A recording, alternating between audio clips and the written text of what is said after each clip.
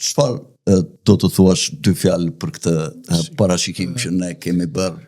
Nuk është çështje parashikimi. Sa është një vlerë kjo, të tjerët kanë filluar shumë të flasin si ne tash.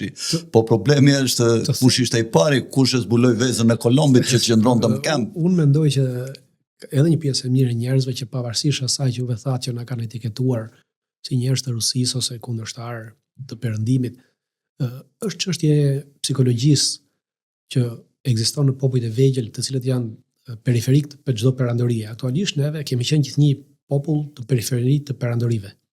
Pra, gjithnjë kemi qenë në periferi të perandorisë romake dikur, pastaj të perandorisë osmane, pastaj të perandorisë ruse, tashmë të perandorisë amerikane.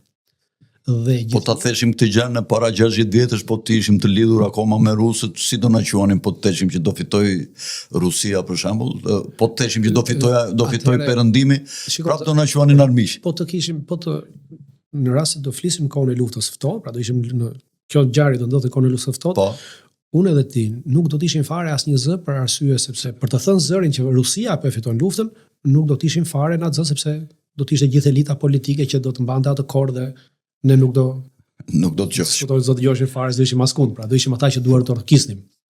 Sepse kështu ndashin, ata që flisin dhe ata që duar trokisnin. Në perandori kështu ndahen gjërat.